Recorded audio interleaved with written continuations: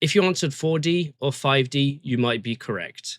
I recently hosted a panel on behalf of Applied Materials associated at the IEDM conference about the future of chip design and packaging. The title of the talk was called 3D is Here, Now What? And on the panel, we had invited panelists from Intel, AMD, Cadence, and Applied Materials to speak about the future of what it means to bring chips together, stack them, join them, package them, cool them, and then a little bit of optics as well. We got some really smart people on the panel, and I also wanted to share the video with you. The panel starts with everybody getting 4 or 5 minutes of time to talk their talk and provide slides. And then we go into the in-depth Q&A, and I hope you stick around for that. It was really fun doing it. And thank you to Applied for inviting me to do this panel. There could be many more in the future. If you like this sort of content, please don't forget to like and subscribe. And if you like this sort of stuff, please do let me know in the comments.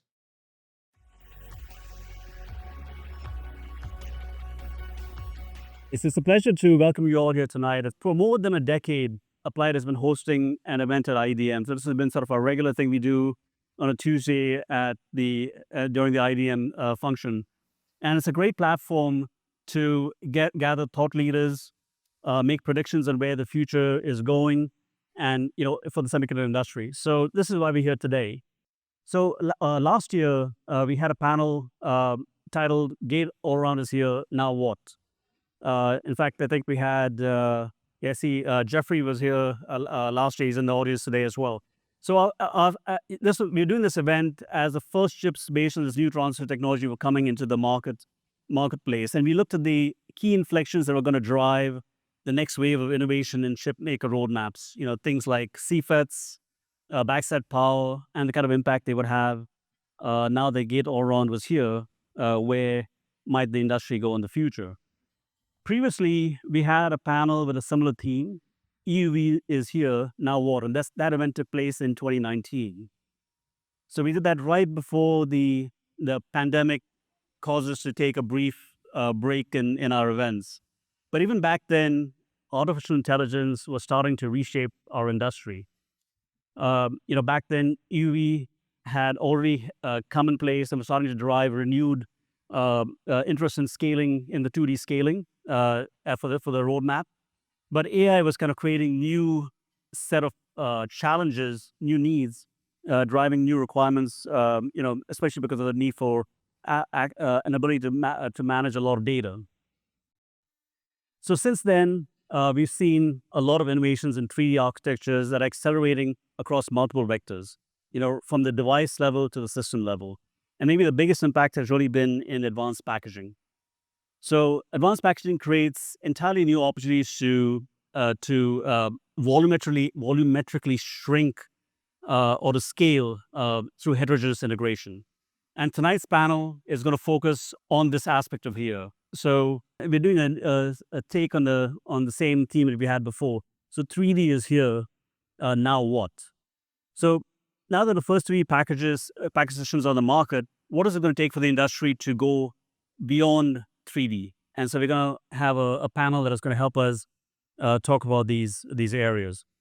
So to get the discussion started, I want to introduce you to our moderator, a leading industry watcher who's been following chip makers for many years. So you might know Ian from his long-time tenure at Arnon Tech as a leading hardware editor. He was also recently the chief analyst at More Than More, and he's a host of a popular YouTube channel, and that's how I knew Ian, TechTechPotato. And if you don't check it out, go on YouTube and just look it up. It's a great place to go get your your afternoon or your Saturday afternoon digest of technology in very accessible language. He does some great videos and to bring clarity in some complex challenges. So I'm hoping he's going to be a fantastic moderator for us to help get this panel to talk about 3D's here now what. So welcome me in joining Ian Cutress. Thank you.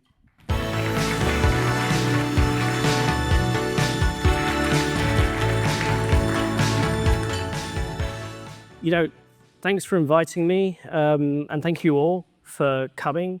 I know you have your choice of panels to attend this evening, so let's start with this one. I love the idea of saying 3D now what, and this whole multi-year cadence of now what. I mean, we've just spent the last 10 years enabling this stuff in products. You're asking us what's next. So that's why we've got the panelists on today, because that's what they've been working on. So if we can, Deepak Kulkarni, Senior Fellow, AMD, Johanna Swan, Director of Package Research and System Solutions at Intel, Kam Kittrell, VP of Product Management, Digital Sign-Off Group, Cadence, and Terry Lee, VP and GM, Heterogeneous Integration Business here at Applied. If you can all come onto the stage.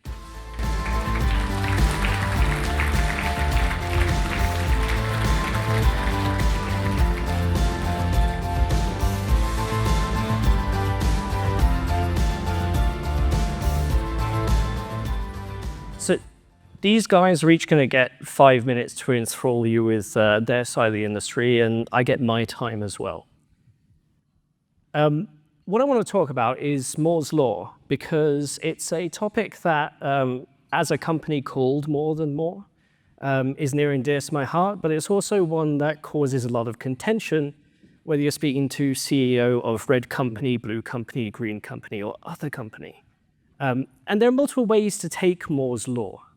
And aside from the original papers and what was originally written, I hear people talking about Moore's Law in 4 different ways. Either simply, as we have this in the list here, doubling of transistors per unit area. Is it a density question? Doubling of transistors per package. Is it a question of how many transistors we can simply put on a product? Is it a comment about transistor economics? And we all know that the cost to make transistors today is higher than ever. Or in some cases, I've seen it as a measure of processor performance over time. We can argue for hours after this panel about which one is right. I'm a fan of number 2. And that's why we get this graph. This is a very popular graph right now, talking about the number of transistors on microchips, even though they're talking about what's in package. And we see this line going up to 50 billion in 2020. And we have companies out here talking about, especially Intel, aspiring to 1 trillion transistors by 2030, enabled through advanced packaging and 3D techniques, which they've laid out on the roadmap. I will argue to the hilt with Intel that there's already a chip out here with 1 trillion transistors. It's called the Cerebrus wafer scale engine. The question is a wafer a chip? And that can be a philosophical question for the ages. But what really is happening here are chips like this. This is one of the many chips out here that's using CoWoS, in this case CoWoS S, with a bunch of HBM in multiple chiplets. And there's a dozen companies almost doing this. Here's the Intel Gaudi. That's the NVIDIA Blackwell. We have Samba Nova, an AI startup that's raised over $1 trillion. No, $1 billion, yeah. $1.132 billion. And this is AMD's MI250X. What you saw was the 300X. And then here's another startup that I've actually recently partnered with called Next Silicon, doing HPC rather than AI, because we can talk about the drivers for this. We've got optical connectivity. This is a mock-up of a Fujitsu ARM-based processor that used to be in the #1 supercomputer in the world. I think it's number 5 now, but here's a mock-up if it had optical interconnects. We'll get into that as well as part of the panel. And here's a company called Lightmatter who's doing optical interposers. So the point here is you have 8 optical interconnects into the chip, along with compute inside. And to the point of roadmaps especially, this is being enabled through advanced 3D packaging. And TSMC presented this slide a couple of months ago at this point, showing that they have roadmaps going through their N7, N5, N3 today, all the way up to A16 using the SOIC platform, whether we're talking chip on wafer or chip on wafer on substrate and everything else, increasing the reticle size, more HBM, and how do we get there? And that's my time, so I'm going to invite Deepak from AMD to come and talk about what he finds interesting. Sure. Thanks, Ian, for the opportunity. When you pose the question as what comes beyond 3D, I actually called it as we are already there and we're in the 3.5D era. Because if you look at some of the products that we've launched, for example, the MI300 that you talked about, we use hybrid bonding to stack logic on logic, but we also use interposer technology to connect these compute die with memory, right? So the combination of 3D plus 2.5D, we've coined the word 3.5D, which seems to be sticking, and we are seeing many others in the industry also leveraging this type of a technology. So in a way, I pose the question is what comes next? We're already beyond the 3 physical dimensions. So what does it take to continue growing or scaling in this environment? And so the first piece, I think, is seeing multi-tier stacking, right? So we are not limited to just stacking 2 die in the 3 dimensions. We could look at scenarios where we have multiple chiplets stacked one on top of the other. And the flavor of those could also evolve to heterogeneous stacks in the sense that we would be including compute and memory and various other chiplets in this 3D stack. So that's, I think, one vector where the 3 dimensions can continue to grow. But not to be left behind on the 2.5D side, we are continuing to see chip modules grow in XY dimensions as well. And so if wafers are not enough at some point, we anticipate that we would need panels and larger footprints in order to accommodate all of the memory that we need on these chips. And so that's the second vector, growing in the XY dimension while we are continuing to stack. And lastly, I think the signatures that we have seen with some of these AI models is the compute needed for it doesn't fit on one chip. You really need a cluster of these chips working harmoniously together to complete a training task or complete an inference task. And so coupling all of these with a high bandwidth network like silicon photonics is another area where we can continue to scale the Moore's law now not at a wafer or a panel level, but literally at a rack or a pod level. So I think that's the 3 vectors that we see coming. And in all of these, there is a significant driver towards energy efficiency. We don't want to just pack compute and memory for the sake of packing it. We want to make it energy efficient by bringing all of these components as close to each other as possible. So the energy efficiency is, I think, a big driver for what comes after 3D. I like that. That looks like a roadmap. Thank you very much, Deepak. Johanna, can I invite you to? Sure. So hello, Johanna Swan from Intel Foundry. The way I'm thinking about answering this question is, the real focus is we're all seeing this huge scale out of AI. And clearly the thing driving AI is how are we going to manage the power demand that goes along with it. So really we're going to need these scalable compute modular systems for energy efficient performance is really going to be key to go make AI happen. So I think there's 3 key areas for innovation that are going to be required. We mentioned hybrid bonding, and we know that it's out there at a certain scale today in some products, like just below 10 microns, but I certainly think it's going to continue to scale below sub 1 micron even. That's a huge opportunity in things that we're looking at in research today. But that's really going to help drive that density that's needed to drop the energy. And there's a significant improvement in the bandwidth density that you get, but you're also dropping the energy. A second is, okay, now we're going to have all of this memory to keep up with these large language models. And we know that, there's some interesting papers out there showing us that these models are, adding, like 410 times the compute every 2 years, and we're adding like the memory capacity at 2x that. And so how does the memory capacity possibly get integrated into these systems is key, but how do you do it with enough bandwidth and at the right energy efficiency? So again, it's back to the power.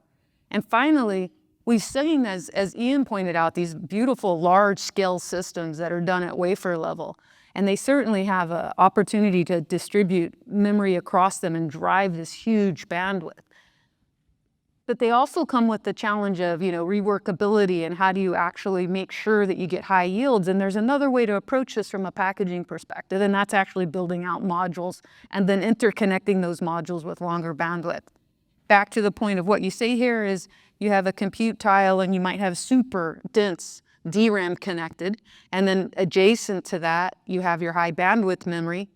You can use EMIB-Ts, and to the point earlier, as stated, maybe you start to scale out at panel so that you can really get these, and the EMIB-T is sort of your reticle stitching that you see on wafers, you're using EMIB instead. But at the end of the day, you are going to get to link skills, and he mentioned that we're going to have to look at the interconnect link skills. Optical is one of them, but there's some other interesting technologies that could also emerge. One we looked at many years ago, which was just electrical flex cables for package to package for certain link skills, but an even interesting sweet spot is maybe it's millimeter wave guided. And that's not a given, but that's certainly something we're looking at in research to drive really high frequencies and doing it over plastic waveguides as opposed to glass. This is why I love getting people like you on the panel, because you talk about stuff that we only hear about on panels like that. But it's going to be amazing. I'll ask you some questions offline later. Cam from Cadence. Hi, I'm Kam Kittrell. I'm the product manager for the digital and sign-off group at Cadence. And we handle the RTL to GDS2 flow for implementation and sign-off. And so we support customers like Intel and AMD as they're building these 3D IC systems. And it started off of about 6 years ago, where we saw this emerging as a market demand for doing 3D IC. And at Cadence, we had a lot of components, and we had an analog group to do analog design, a digital group for digital design, packaging group, and then also a signal, or not just a signal analysis, but a physics analysis group for thermal, signal integrity, and electromagnetic effects. And when we looked at what is required for 3D IC, when it kind of popped up, because it came very fast to us, we needed to tie all of these components together and also provide IP for high performance interconnect between these chiplets that are in the 3D IC package. So that's what we have today. We have what we call the Integrity 3D IC platform, and it's a design cockpit. It's built on our digital tool suite to handle hierarchical design, including 3D IC type of hierarchical design. We expanded that to hierarchy. And so the big loop that we're trying to do here to manage for customers is before, when you were doing a single dimension or a 2D chip, the thermal was as a last minute check in a lot of cases on how the design would work, right? And sometimes wasn't a lot of science involved there. Now, whenever you're stacking the chips and putting them all in one single package, the heat evacuation is very difficult, and the heat can give you runaway thermal effects within the chip in order so it just won't work at a certain point, And so you have to build in a loop where you can plan and do power analysis and then thermal. And to do power analysis, you actually have to run workloads that are going to be run in the compute environment. And so this has led to huge demand for what we call our emulator systems, not shown on this, but they're hardware boxes that will actually simulate what the chips will do in a hardware environment. So they'll run 1,000 times faster than a simulation. We can get that thermal or get that power at very spot points. Each transistor, how much power is being dissipated, and then feed that into the thermal loop in order to get feedback on this. So this has been something where we're spending a lot of time with the foundries, with customers, and now with packaging designers in order to create this going forward.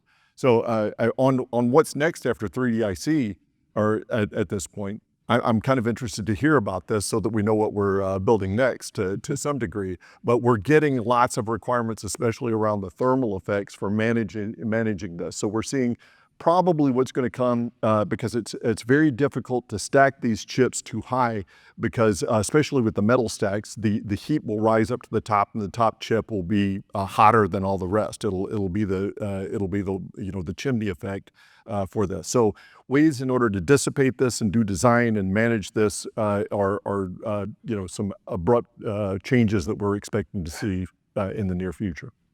I think what's great is your simulation emulation platforms are a consumer of advanced packaging with the chips inside. Exactly. So you're using advanced packaging to develop advanced. Yeah, exactly. Our emulators are water cooled. As well.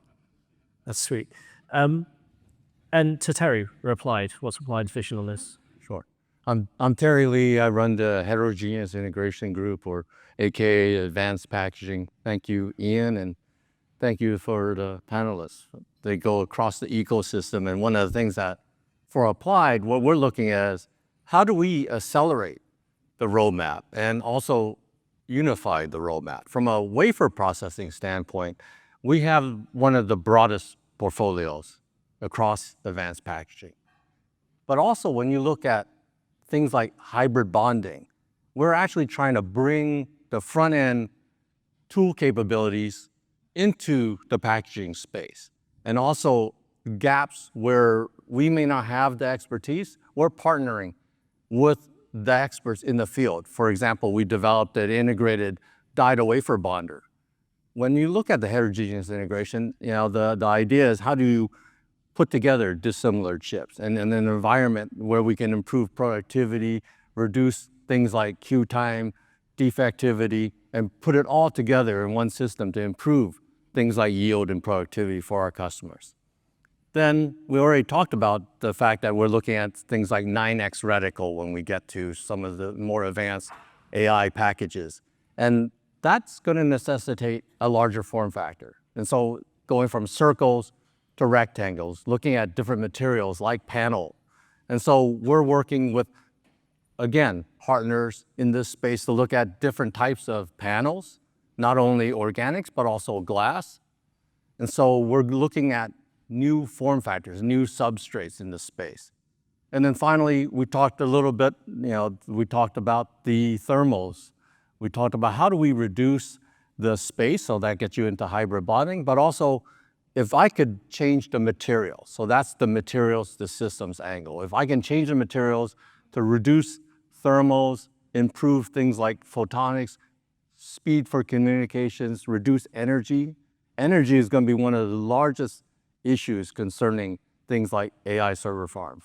Some factoids that by 2030, the amount of energy consumed by these AI server farms is going to be something on the order of 8 to 10% of global electricity.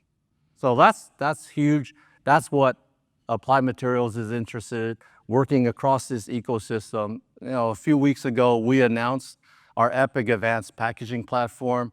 It is a platform of collaboration across the space with partners, with customers, with universities to try to unify the roadmap and also accelerate the roadmap, changing the way we innovate. Innovating innovation is something that we're very focused on. Awesome, thank you. So for my first question, I spend a lot of my time in that sort of technical marketing between engineering and between marketing. And I think the advanced packaging area is being great for naming things. We've got really cool names like EMIB and CoWoS and CoWoS and SOIC all throughout the place. And from a technical standpoint, it's being coalesced into several areas, which I'm sure everybody here should know about. 2D being chipped side by side, and then 2.5D, and then with an interposer, 3D stacked, and to Deepak's point, 3.5D, where we're mixing interposers and stacked. When Applied came to me with the 3D is here, now what? I think we should have said 3.5D is here, now what? So I kind of want you to get you guys to think on the now what, right? What does 4D mean? Is this a scale up versus a scale out problem? Is this a workload dependent problem? So because you had it in your slide, Deepak, about crossing out 3D with 3.5D, I'm going to ask you first. Sure. I think what you touched upon is valid, that as we look at scaling, whether we call it as 4D or 5D in terms of how we stack this, the business of chip selling is now evolving into selling an entire pod. Mm-hmm. Because it's not about just one chip working by itself. It's everything in a concerted fashion, completing a training exercise or completing an inference exercise. And so the system level co-optimization is in some ways that fourth dimension of saying it's not just about being able to sell a chip, it's about how do they work collectively in a cluster. And that optimization may look very different from what we are doing today for an individual chip. So for example, if I'm maximizing memory bandwidth within a chip, but there's a trade-off to be done in terms of how the network bandwidth works with these different chips, we may come back with a completely different architecture. And that architecture may very well be tuned based on the type of problems we are solving. Even today, for example, some of the DLRM models compared to large language models have differences in terms of the type of memory bandwidth that is needed. So that system level optimization may very well be called a 4D, but it's essentially the overall holistic view of how these things work together. So when we talk about AI factory, maybe that's where we're getting to the fourth D. Exactly. Right? Yeah. But then it comes to the point with you, Johanna, with being so far into the R&D of these things, finding out what works on the end to the original research. How would you pivot to saying what is 4D? I guess. Yeah, I think that's a very good point, because we're still on this very aggressive pace of getting products out almost on a yearly basis. But the amount of work that it takes to design and validate and productize something is many more years than just a yearly cadence. So to the customer, it seems like we're getting these chips out every year, but there's work going on for many, many years to be able to get those products out. Now, obviously, I think some of the things that Terry talked about, and in general, the standardization around some of these things is absolutely critical, right? Because our cycle times for data tons to be able to say, yes, this chip works, I'm ready to productize, is dependent on manufacturing times. And it's dependent in some cases on new equipments being ready, right? And new equipments don't come up every year. They have their own long R&D cycles, right? So as much as possible, modularizing them or standardizing them to say, I'll innovate only where I absolutely need to, but if there's a collective industry-wide standard that can help make them more standard, that will definitely help accelerate that. I think we've got a question later on standards. So we could pick your brains there, Johanna. Can you, so you're saying, hey, as you look at 4D or fourth dimension, okay, that's always challenging as an engineer, because I'm going to say, well, let's talk about time, right? There are transients that we need to address, of course, but let me think about it from this perspective. If I'm from a researcher's hat, if I'm trying to look at that dimension, the really interesting thing happening for our industry, and that I do see evolving, is that we've taken packaging clear up the stack. And we're going to start to see that our mindset from the traditional assembly approach of how we approach it today for chip to wafer can completely transform to these smaller scales by looking at it more from how a wafer is traditionally manufactured today. So it's not just that the dimensions are starting to come together. It's the types of tools and the way we think about setting up the wafer through all of the steps, that we don't now stop at the interconnect as an interconnect, but it's actually at the chiplet level. And so how do we start really imagining, bringing our minds around to thinking in a different dimension of fabricating as a wafer and not so much as a chip placement capability. So is that blurring the abstraction layers in traditional chip design a bit more now than ever? Definitely, absolutely. Completely blurs it, and it starts to let us even think about this power problem a little bit differently. You can start to think, could I actually imagine having features on the order of tens of nanometers? But I'm now able to start taking that function and interleaving it in a way to really change the power delivery or the power efficiency across a wafer. But it is going to be a ways out, but I do think it's the shift in the mindset that's going to bring us there faster. We do need to start thinking about it from the smaller scale out, and not necessarily the way we do it in packaging with that larger scale in. Yeah. Kam? Yes. This is the one thing about, from our perspective on enabling this, is that there's more and more capacity being put into a 3D or 4D system. And so we're looking at and accelerating ways in order to handle larger and larger capacity of the design. So we're doing things with parallel processing so that we can process larger data.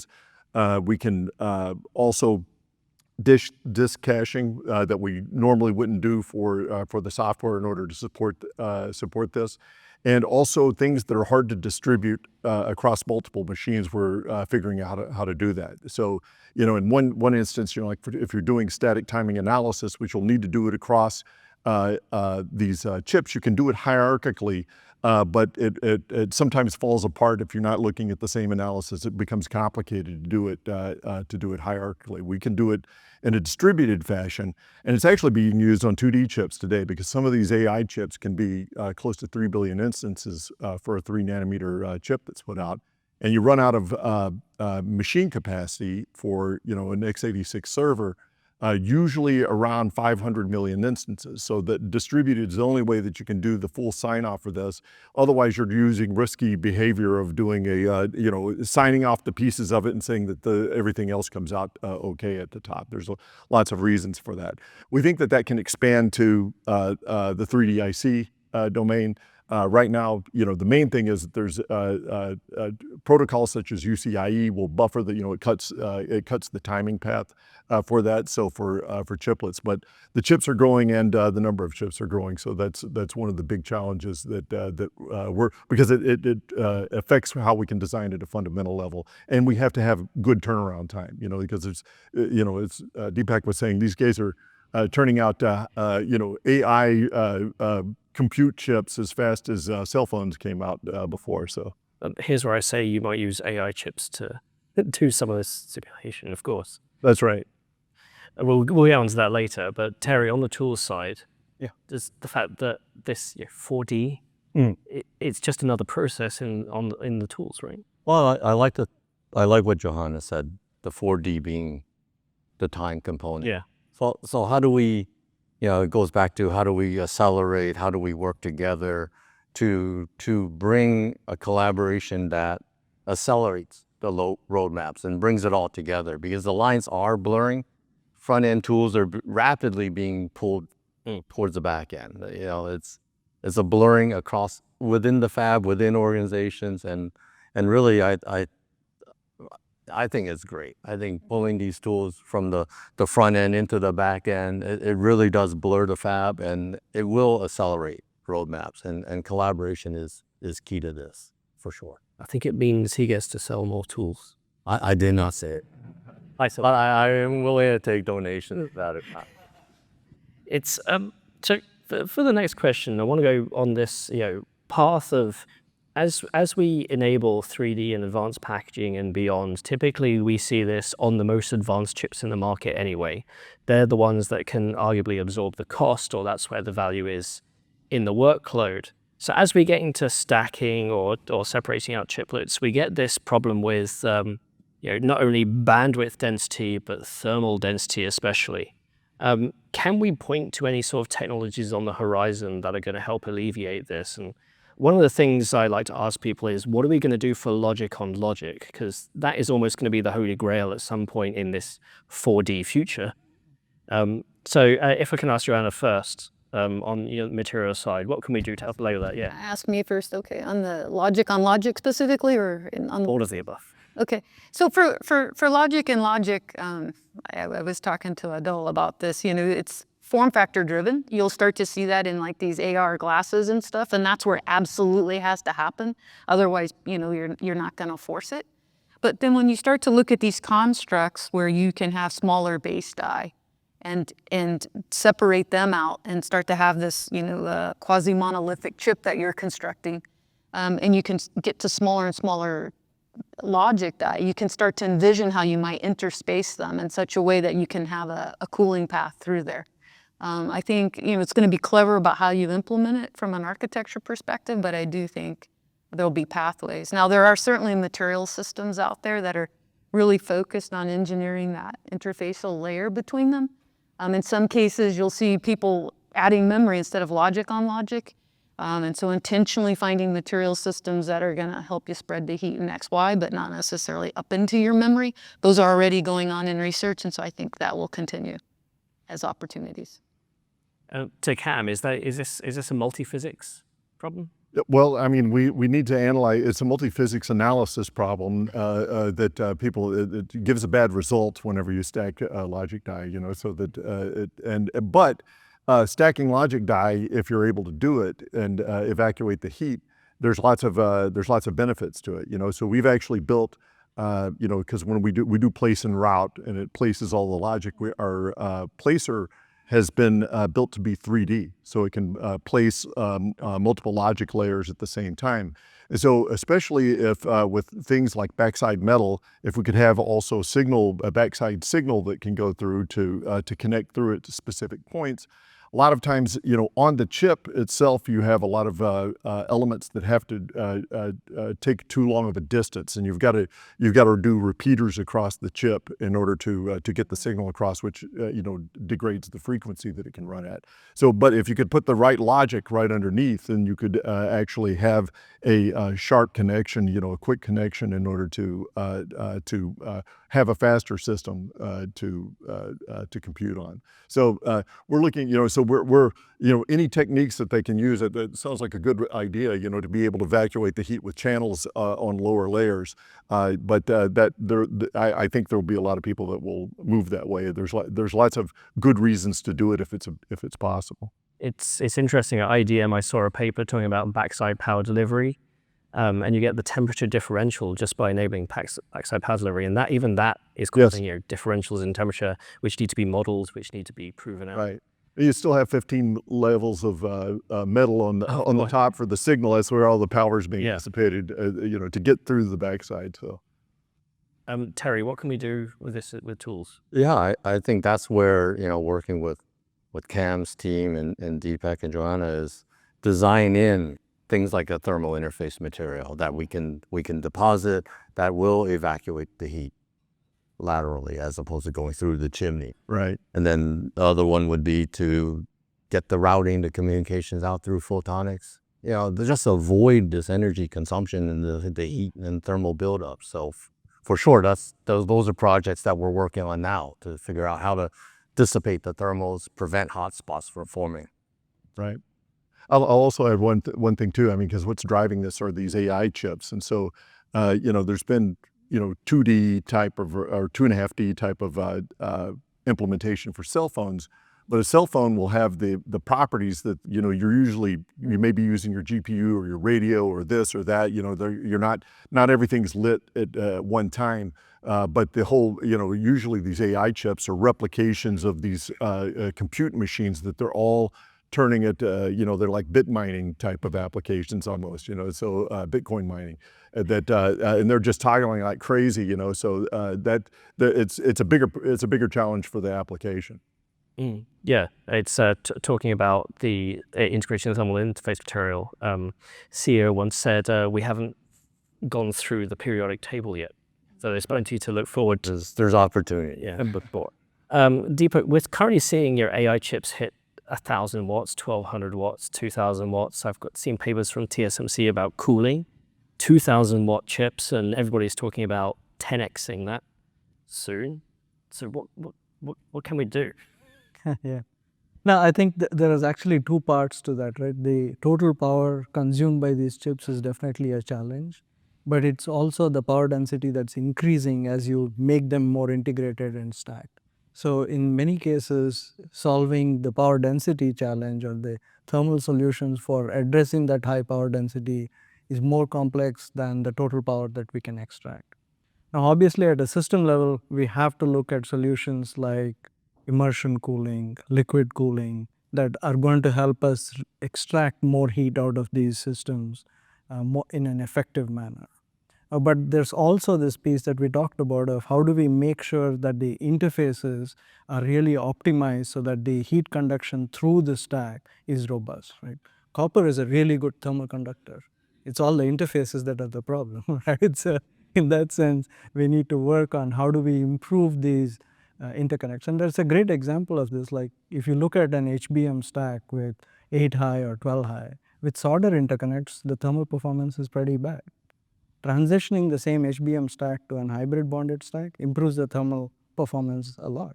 And so as we continue to scale the interconnects, we also need to look at it as how do I make those interfaces more robust.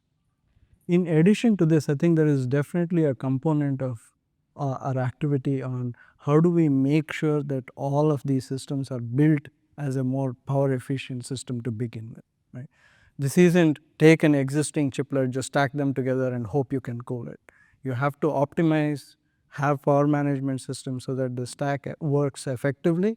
And the fact that you're using hybrid bonding technology should reduce the total power consumed by them. So hopefully we can turn this curve. This is not a linear curve where the power keeps going up, but we can flatten the curve and say, provide more compute, provide more memory bandwidth, while keeping that power level constant. It's interesting you bring up interconnects and interfaces, because one of the questions that I had planned was to talk about these standards that we now have for multi-chip design. UCIe is a very popular one. We've got a bunch of wires, all this physical aggregation of 2D chiplets, and then TSMC has its 3D blocks arrangement that they pushed out to an IEEE standard now. But then we have, I was actually at Marvell this morning, and they announced custom HBM, so custom interface with a HBM die to drive down power, to increase latency, almost take a standard and take the stuff out they don't need to optimize it for whatever their customer wants. So do we as an industry have to keep doing these standards if the hyperscalers are going to take their own custom solution? And I'll put this to Kam first. Yeah, so on there's two elements here. One is the interface standards, and then the other is the design standards. The design standards, we're supporting 3D blocks. It's going in to be a IEEE standard, and as far as I know, other people that are interested in 3D blocks are supporting this as well. So there doesn't seem to be a big roadblock for this, and it's good because it's hard to keep straight all the names of the variations of 2.5 3D type of designs that you can have, So, but there's some rhythms within the design techniques between each one of the vendors that are doing this. And so 3D blocks was designed in order to be a standard to take you from concept all the way through the final analysis of this for electromagnetic effects, signal integrity, and so forth. How do you build this and construct this, and what's the path? It's like a little bit of like the IKEA instructions on 3D IC design, to get through the path. That's overall a very good thing, because this is helping customers come on board more quickly, rather than it's just an alphabet soup of different type of techniques, and everything's wild. So from what I can see, our competitors are also supporting this well too. And so on the standards, for the interface standards, I think that there's going to be some cases. There was an example about this. I think it was for the SerDes. They were about to standardize a 20 gig SerDes. And there's a famous video from Amazon Web Services where they said, if it could do 25 gig, then we could have 100 gig. So they pushed and they said, let's do 25 gig, but that became the standard. So it was, you may take an IP interface, you may do the plus on it for speed performance, but it still has to fit within the standard framework. So that there's compatibility, because you need to have silicon for the IP before you implement it on the design, because that's a critical component. Most of the logic stuff that goes in there, that they've got other ways to validate the logic, but the high speed interfaces are definitely a standard that has to be followed. And to Deepak, I know AMD is some of the founders of some of these standards bodies and are pushing hard, especially when it comes to internet connectivity. What's your take on the need for standards versus customized solutions? Because you guys even provide customized solutions for some of your clients. Yeah, as you mentioned, we are a contributor to the UCIe consortium. We are also very closely working with TSMC and other partners on 3D blocks. So wherever standards are available, we definitely leverage those, because it accelerates our own ability to get products out. Right? We don't need to innovate or customize in every small portion of this design. I think the place where the customization has to be applied is only if it acts as a key differentiator for providing better performance, which we could not have done otherwise. So for example, while the UCIe die-to-die connection was great for 2.5D type solutions, there was no standard for 3D. So when we had to launch 3D products, in a way we had to devise our own protocols for how 3D interconnects work and get those products out to market, because that was a competitive advantage. So I think there needs to be this approach where when multiple solutions are starting to converge towards one common protocol, it's better for us to all converge on a standard so that we can leverage it across multiple different chiplets, multiple different designs. I think the place where we need to spend more time is on the 3D interconnects, right? Because Now, depending on where this chiplet is in the 3D stack, your connectivity, the presence of TSVs, the way you do power delivery all changes, right? So to me, it almost seems like at some point there is a very strong need for an SoC house, SoC design house, to define how a 3D stack works, just because it's not easy to just look at a commodity chiplet and say, I'll integrate it into a 3D stack. And so I think those are the places where some amount of customization will continue to stay. Johanna, if I remember correctly, EMIB took about 12 years to go from initial inception to productization, and you guys were kind of writing your own standards to enable that. So I'm interested to hear your thoughts on this standards versus customization debate. Yeah, I mean, I think it goes right back to what he said. At the time, it was sort of a beginning of 2.5D, and we didn't have a standard to lean on. But as the industry starts to congeal to similar solution space, we definitely want to be able to try to consolidate and use the similar standards. There's definitely efficiencies in that. So like UCIe is today, it does need to continue in the 3D space. But yeah, it was a long journey for EMIB. That I will gratefully acknowledge it. So do you think we'll ever hit a time where something like that might happen again, where we have to spend 12 years without industry standards developing a technology of that ilk? I think it can easily take that long. The question is, are we in a space where we can do a speed up? And I think the industry is well aware that things like 3D blocks is enabling us to be more consolidated in the UCIe, and I think it's just a matter of addressing it faster as an industry to get us there. And Terry, I guess from the tooling side, how do these standards help you guys accelerate what you're doing? I think working across that ecosystem, as long as we understand the material systems that are needed to satisfy the standards, whether it's thermals or it's communications, I think it helps us a lot. And I think, providing a space like what we have in the EPIC allows people to come in and work with us together to play around with the different material types, different tooling. I think it can only help us. The collaboration and understanding of the standards definitely helps us. Do you know if you guys ever turn around and say, actually, no, you can't do that in the tools, we need to do something else? If that conversation ever happens, to help drive the standard from your side. It's probably a little more polite than that. Oh, of course. But it is, we always talk about the alternatives. We have this material set, we have this material set. Sometimes it's not just a material set.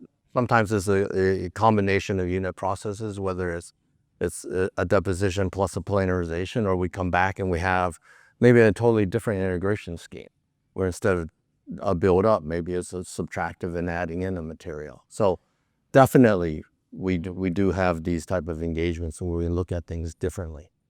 I guess supply chain and chemicals as well. And supply chain, chemistry, we have a whole chemistry lab looking at, as you said, the periodic table. It's a topic that we kind of touched on earlier comes to mind because the aspect of chip design and multi-physics and the EDA world especially, and I'm looking at you, Kam, because you're the key person here. We've been developing monolithic chips since day dot, right? And that's where the software has kind of drilled down to. And with the advent of 3D IC and whatever we want to do next, whether we call that 4D or whatever, you were mentioning earlier this need to bring chips together. And so the question I want to ask from a software perspective is the software today fit for purpose? Yeah, well, for today's tasks, I'll say it's stretching. There's lots of it's not a trivial task in order to make a 3D IC today. And so, but now we see where the roadmap is going, and we've got some tools built in. Like I was saying, distributed processing, being able to model blocks sufficiently so that we can piece them together and get the right information in order to do the design for this, and also the same analysis for it. But we see that's scaling out, quite quickly, and focusing on the fundamentals within the tools in order to handle higher and higher capacity.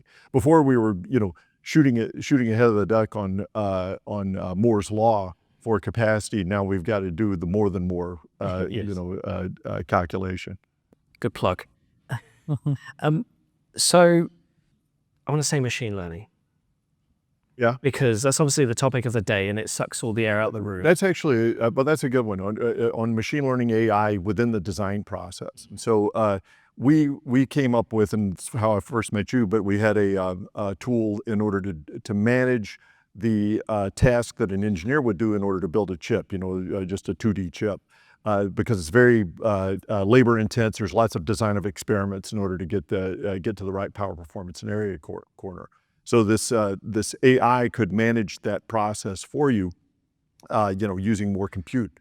One of the things we're seeing is that there's lots of opportunities where instead of training people how to go about doing this or optimize in this particular condition, that can be done automatically. So the AI will be built in from the front, and it'll be part of the use model in order to solve this. And so one of the things that because what do I do if my thermal feedback comes back and it's bad? What could I do different, that may dissipate this, floor plan things different or anything like that, or variations over different voltages and frequencies. That can be interpolated, with AI quickly. So that's what we're looking at, how to make that back end process a lot more robust so that you get good feedback and can make and help you make the decisions up front. Mm. I want to pivot to Deepak here. Is software fit for purpose? No, I don't think it is today, right? And as you said, bulk of the software was designed for a 2D space, and adapting it to 3D takes quite a bit of effort. And also, just because of the software ecosystem, we do have vendors who are really good on the design side, EDA tools for design, and we also have vendors who are really good on the multiphysics modeling side. And so many a times you have to build custom wrappers to be able to take a CAD geometry, port it into a simulation environment, run the simulation, feed it back, right? And obviously there's been a lot of progress from Cadence and other vendors over the last several years, but I think there is more to be done to look at this as designing natively in 3D and being able to do those optimizations holistically, right? And to your point on AI, I think some of these simulations, especially if you're looking at them as like sign-off ready simulations, are so complex that they don't work as well when you're doing initial floor plan optimization, looking at where do you chipletize and how do you stack these things. And so building surrogate models that are not as accurate but give good directional view of where we are headed will be really beneficial in being able to make those quick turn assessments of here's a solution, how can I make sure that I can get to a near optimal solution while I fine tune it. I guess the next follow-up I want to ask is, how much of this work on the software side that you're having to do internally, is that getting better or getting worse? For the most part, I would say it is still predominantly in-house. Yeah. But we have the engagement with the EDA partners and the analysis tool partners to be able to provide us with the right hooks. But there's part of this where it stays in-house just because designers as well as the simulation community are comfortable with a set of tools. And it's hard to be able to port everyone onto one platform, right? So instead of trying to move all of the engineers to a different tool, it's easier if there is a certain amount of custom wrappers built in so that this works within the environment that they're most comfortable with. So I guess the more well-defined the roadmap is, the easier this integration comes with the partners. And Johanna, to your perspective, is software fit for purpose? Is software fit for purpose? Is that what you said? Yeah, to first order. Of course. I don't think I have a really strong view of it being any different than that. But yeah, the first order. What interests me is Intel's Ponte Vecchio product, this mixture of EMIB and Foveros and 47 tiles. Yeah. Is Intel mad? I mean, and don't get me wrong, impressive product, but I can't imagine the hoops you guys had to jump through in order to model that and get the software. Oh yeah. That was part of the biggest challenge for sure. And for Terry, on the tooling side, where does the software intersect you? Because in my mind, I'm thinking things like digital twins and helping people build out their fabs. Is that fit for purpose? So I think one of the things, a couple things, Cam and I were talking about on the design software, what could we work with them?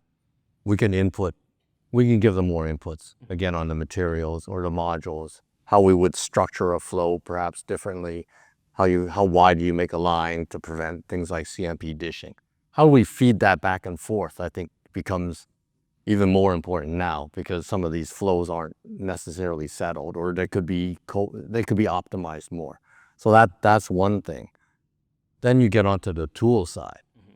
Digital twins on the tooling side as opposed to on the chip side is something that we're very much interested in making sure that the factories that purchase our tools have the most optimized performance. So the ability to look at each tool, be able to match chamber to chamber with digital twins, look at it from a standpoint of what is the output per chamber, what are the variabilities across the fleet is something that we're hugely interested in.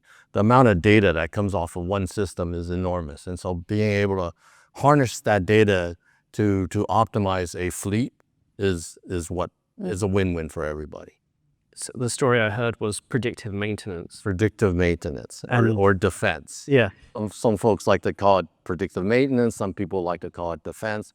The amount of sensor technology, the amount of data that comes off the tool, whether you're looking at each wafer or you're looking at simply how many RF hours a particular chamber has gone through and what are the uniformity outputs that are coming off of that chamber over time. It's huge.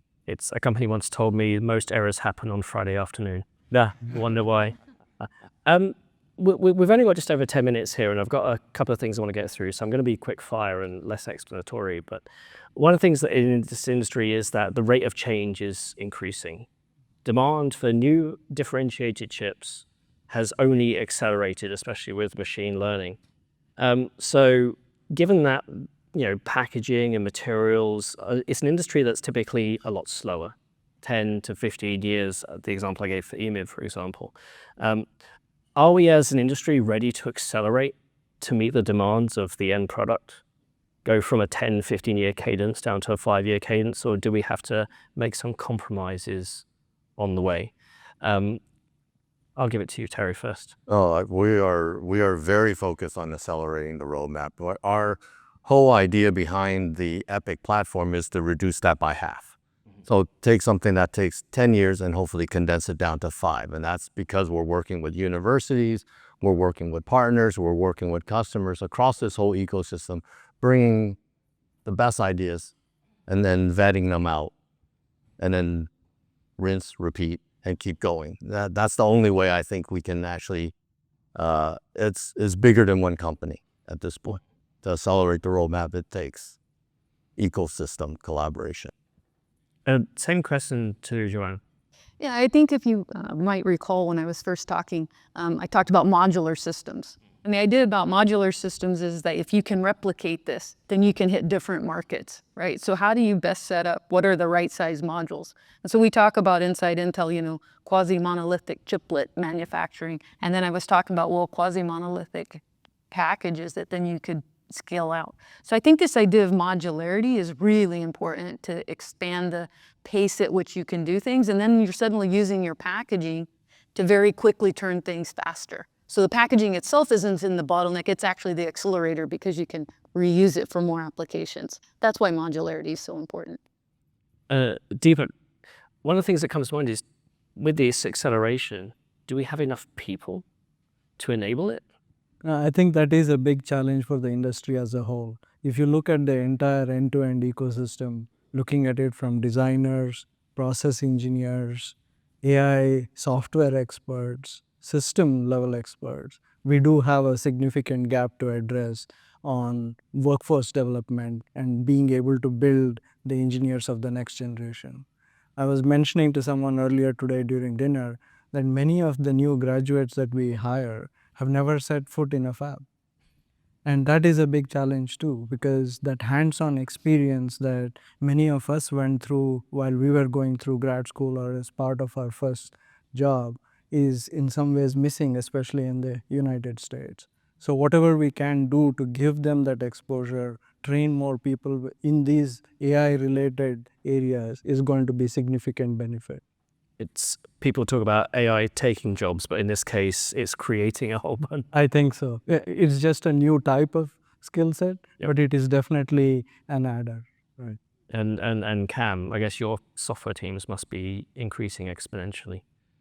No, we're not increasing exponentially on software teams. We're having to be making more with the teams that we've got in most cases. Oh. So that's it's not grown tremendously, but I would say over the past few years, although our revenue has gone up quite a bit over time. So we've got a lot more demand. So you're paying them more. Yeah, exactly, exactly. But you know, and just to Deepak's point, that yes, AI will probably grow the number of engineers and the demand for engineers as we go through, because there's just going to be more applications to put them on. And so I guess the final question is one thing that's been populating my mind for a while, and I kind of alluded to in my beginning, the fact that the amount of power we're consuming per chip, going up 1,000, 2,000 watts. Where is the limit? Is 3D gonna make that worse? To Deepak's point, are we going to expand on the cooling side? So one of the big things that's been looked into is photonics, right? As a way to, rather than scale up a single chip, have a massive AI factory, or however you want to call it. And I could spend hours talking about what's needed and what's not, but I want to hear from you guys. How close are we to photonics being a real thing? And Deepak, I'll start with you because you were nodding. I think we are very close. There have been several prototypes over the last couple of years, and to some extent the photonics implementation at a product level is struggling with a couple of the same issues that we touched upon, that we need a standard. So for example, if AMD as a GPU chip manufacturer is going to get a chip with co-packaged optics on it, it needs to be able to communicate with a switch package maybe designed by a different company. And so having a very clear protocol, whether it's an Ethernet based protocol or some other solution, we do need that standard to be able to get the products out. And similarly, we need a standard in terms of how photonics connectivity is going to be manufactured, right? Because still fiber assembly, connectivity of those onto a chip are somewhat of a custom solution today. So I would say those have been a couple of the barriers, but with all of the progress we have seen across the industry, it should be something that we talk about in your next session. Oh, absolutely. And Johanna, I know Intel's bought a couple of optics companies and has had an extensive optics program. What do we need? Well, I think, okay, sure, you talked about EMIB taking a long time. I think optical's taking even longer, but the demand had to be there, and the demand has finally showed up, right? This bandwidth demand is really what merits the use of optical, at least over some distances. Now, doing co-packaged optics has not been, inexpensive enough, and it's also been tricky on how to do it in a high-value manufacturing method, but we're definitely making breakthroughs there that are going to really help instigate its adoption into the industry. So it's just been a matter of time. I think I joked with you on the phone the other day that I actually got hired into Intel in 2000 specifically to work on optical interconnect. And my first job was to tell my boss, no, you won't need it for another decade at least. And I was right on that. But here we are a couple decades later, and the advent of this bandwidth is what's really driving it, and the opportunity is now upon us. Cam, from Cadence's perspective, does this alleviate the fact that we should stop scaling 2D and 3D if we just put optics everywhere? I don't think so. I think it's going to accelerate it even more. The reason that people are, because you talked about power, I don't know that the optics is going to reduce the power, because you're connecting together more compute elements, in order to drive this. I don't really see I don't see an end to the demand for scale, because it's as many of these as many of these interconnected compute elements that you can put together high bandwidth as many as that people want, especially for these AI applications. So that's it's going to be it's going to continue to grow. And to end, Terry, one of the things I keep hearing from optics manufacturers and those who may implement it in the future is that the manufacturing volumes have to match demand. Right now we're in that ramp up. We're in a wrap. Yeah, so big green company won't accept it unless you can offer 1 million chiplets, a month, not 10,000 where we are today.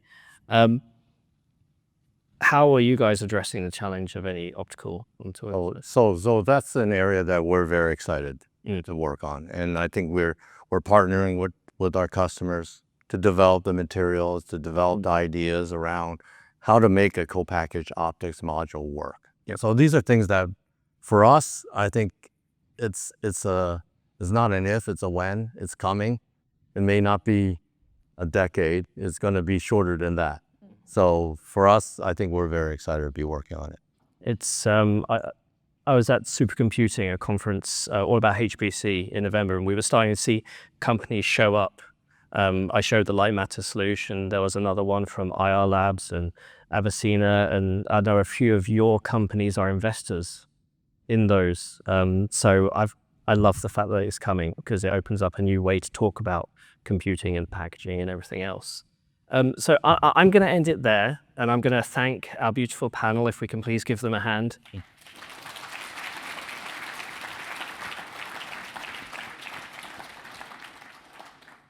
And a big thank you to Applied Materials for putting on this panel, for inviting me and inviting the rest of us to give our opinions on what is 4D or 3D now what.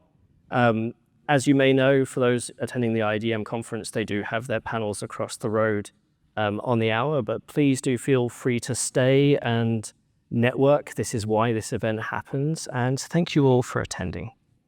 Thank you.